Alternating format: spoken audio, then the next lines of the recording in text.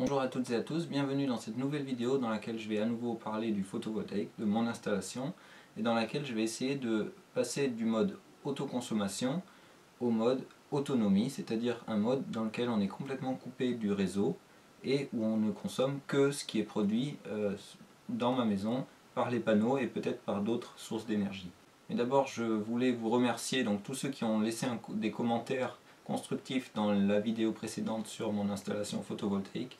Donc je voudrais clarifier quelque chose et répondre à quelques questions. La première, c'est que effectivement mon compteur Linky compte le courant qui est injecté dans le réseau.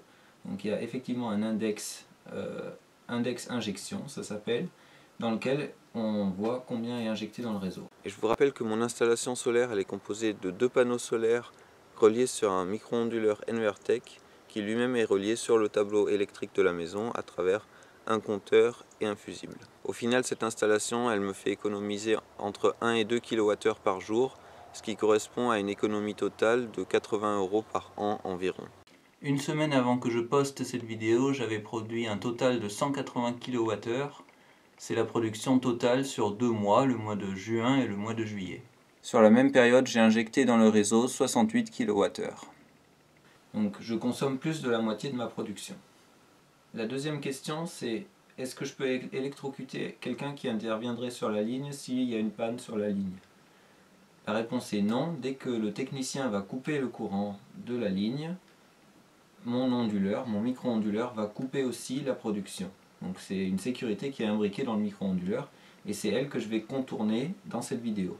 Bien sûr, il faut prendre des mesures de précaution pour contourner cette sécurité. Il faut que je coupe complètement mon réseau domestique du réseau public.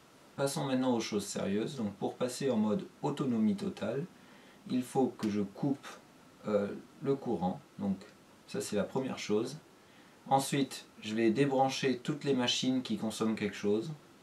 Et puis il va falloir que je simule un faux réseau à l'aide d'un onduleur qui va fonctionner même si le réseau est coupé. Donc pour ça, j'ai un onduleur qui servait pour l'ordinateur en cas de coupure de courant. Cet onduleur, il fonctionnait encore, c'est juste la batterie qui était, c'est une batterie au plomb qui était morte. Donc je l'ai enlevé, donc il va falloir juste que je raccorde une autre batterie sur cet onduleur.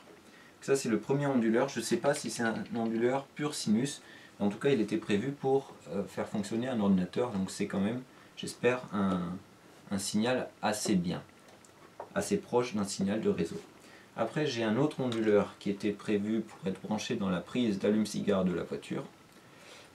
Donc cet onduleur là, ce n'est pas un pur sinus, je le sais, je l'ai acheté, c'est pas un pur sinus, donc il fait des trucs un peu saccadés hein, dans la production de l'onde 50 Hz. Donc on va voir si celui-ci fonctionne aussi. Donc celui-ci peut produire 300 watts, mais si on le branche seulement sur la prise d'allume-cigare, il est prévu pour produire que 180 watts. Mais bon, de toute façon, on veut essayer avec les panneaux essentiellement, et ça c'est juste pour simuler le réseau. La dernière chose que je pourrais essayer, c'est d'utiliser mon groupe électrogène pour simuler le réseau. C'est pas très économique parce que si le groupe électrogène il tourne en permanence, c'est pas terrible, il consomme de l'essence. Peut-être avant, je vais vous dire ce que je comprends de ces micro-onduleurs. Ils vont détecter la tension du réseau, qui est donc une tension sinusoïdale, et puis dès qu'ils reçoivent suffisamment de tension des panneaux solaires, ils vont augmenter légèrement cette tension sinusoïdale. Alors bien sûr, ils ne vont pas faire un joli signal bien sinusoïdal, ils vont faire un signal sinusoïdal par-dessus la courbe originale avec des petits pics, enfin ça va pas être une courbe très lisse, parce que ce sont des onduleurs, et les onduleurs c'est jamais lisse. Ma question c'est qu'est-ce qui se passe si on utilise un onduleur à la place de la tension réseau et qu'on augmente un peu sa tension, est-ce qu'il y a le courant qui va revenir en arrière et rentrer dans l'onduleur? Et est-ce que ça va l'abîmer? Voilà. On va commencer par l'onduleur qui est prévu pour les ordinateurs, parce que c'est lui qui me paraît le plus adapté pour ça. Donc j'ai juste fait sortir les deux fils d'alimentation ici, par un petit trou que j'ai branché sur la batterie. Donc on va l'allumer. Pour l'allumer, il y a un bouton. On appuie, ça va faire bip et après il va se mettre en marche. Bon, et on entend qui fait un bruit de 50 Hz. Dedans, il y a des transformateurs certainement qui font ce bruit. Et il bip toutes les 10 secondes. Donc c'est pas très agréable, mais bon. On va voir maintenant ce qu'il produit comme tension. Donc j'ai branché un fil à la sortie ici, que j'ai branché sur une prise de maison comme ça, que je vais pouvoir directement brancher dans une prise de la maison. Et donc on va voir s'il produit bien une tension avec un neutre et une phase, ou bien s'il produit deux phases. Donc voici les fils de sortie branchés sur des dominos. J'allume l'onduleur. Donc là je vais mesurer entre la phase et le neutre. Et on obtient 180 volts à peu près. Donc c'est moins que la tension normale du réseau. Maintenant on va voir entre la terre et une phase. On a 96 volts, 95 volts. Et entre la terre et l'autre phase, on a 95 volts également. Donc effectivement cet onduleur il a l'air de produire deux phases qui sont décalées de 180 degrés et qui produisent donc, si on les superpose, une tension de 180 volts. Et donc ça signifie également que cette prise là n'a pas de sens puisqu'il y a la même tension de chaque côté. Donc maintenant j'ai débranché tous les appareils électriques, en particulier les frigos, les congélateurs. Maintenant je vais débrancher le micro-onduleur pour être sûr qu'il n'y ait plus de courant qui passe dans le compteur. Donc là j'ai éteint le micro-onduleur. Donc là on a encore 16 watts de consommation alors que j'ai tout débranché. J'ai même débranché la Livebox. Qu'est-ce qu'il y a d'autre? Je ne sais pas. Bon, encore pire, maintenant on a 120 watts. Je ne trouve pas la source de consommation de ces 120 watts. Mais c'est pas grave, on va éteindre le compteur. Voilà, 0 watts. Comme ça au moins c'est plus simple. Donc là j'ai bien coupé le circuit de la maison du réseau Enedis. Donc si maintenant je mets du courant sur mon circuit de maison, je risque pas d'électrocuter quelqu'un. Maintenant j'ai plus qu'à brancher la prise du micro-onduleur dans la prise de maison, comme ceci, et d'allumer le micro-onduleur. Donc là il produit du courant. J'espère que ma consommation n'est pas trop élevée, la consommation de la maison. Je vais allumer le micro-onduleur des panneaux solaires.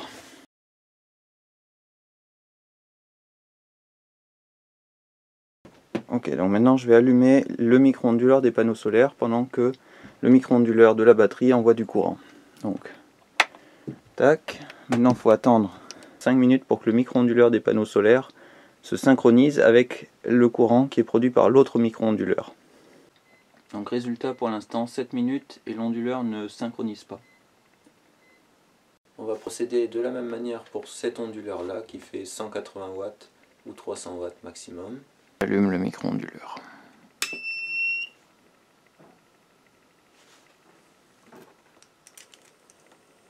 Là. Voilà. Bon alors visiblement ce micro-onduleur a grillé. Donc d'abord il y avait le fusible qui avait grillé, après c'est l'onduleur entier qui ne me fonctionne plus. Heureusement que j'avais cet onduleur là qui était en attente, que je n'utilisais pas mais que j'avais là. Donc on va essayer avec celui-ci. Prise ici. J'allume. Ok. Je consomme 0,05 ampères. Bon, ça fait 8 minutes, donc je pense que c'est pas la peine non plus d'essayer plus longtemps. Par contre, on entend qu'il y a un bruit là. On entend un... Vous entendez? Juste pour essayer, je vais éteindre ici avec l'interrupteur. On va écouter si le bruit y est encore. Voilà. En plus, on dirait qu'il y a un relais dans l'onduleur des panneaux solaires qui allume et qui éteint. Là, si je rallume, vous avez entendu le relais? Voilà. Juste pour voir la tension que produit cet onduleur là. Il produit à peu près 210 volts. Et maintenant, si on regarde une seule phase, alors là on est un peu en dessous de la moitié. Bon, mais il a l'air aussi de faire... Oula, c'est très curieux. 183 volts. Très bizarre. Sur l'autre...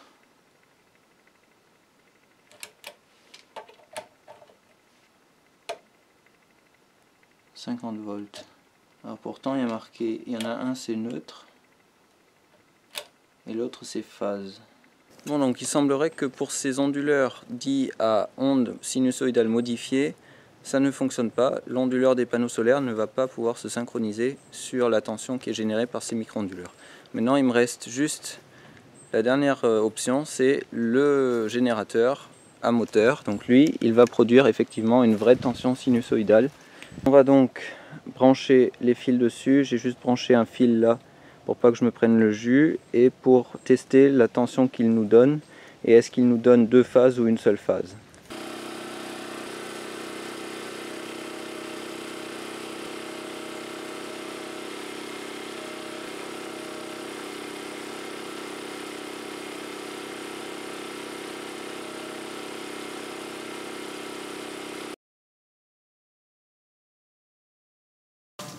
Donc je me demande si la génératrice de ce générateur va fonctionner comme un moteur électrique une fois que l'onduleur va lui injecter du courant, ou au contraire si ça va la bloquer, si ça va la freiner.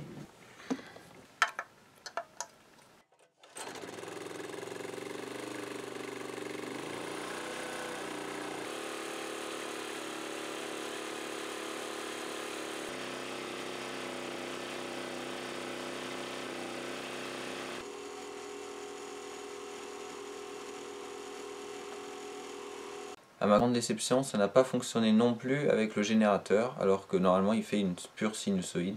Par contre, j'ai remarqué que la tension variait beaucoup, donc c'est certainement dû à ça que le micro-onduleur ne voulait pas se synchroniser dessus. Maintenant, j'ai commandé un onduleur pur sinus, donc assez grand, qui fait 500 watts. Alors les prix ont énormément chuté. Il y a 10 ans, un onduleur sinus modifié, il coûtait plusieurs centaines d'euros, enfin plus de 100 euros, pour peut-être 150 watts, 200 watts.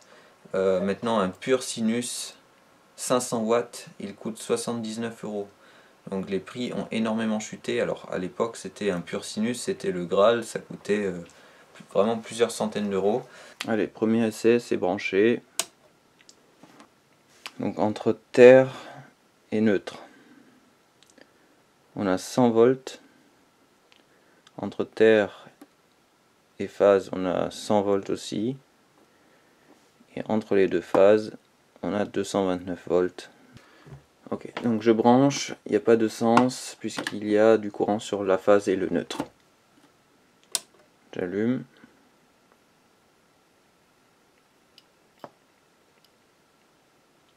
Ok, donc là il a monté doucement la tension. Au début ça affichait 0 et maintenant ça affiche donc 0,28 ampères.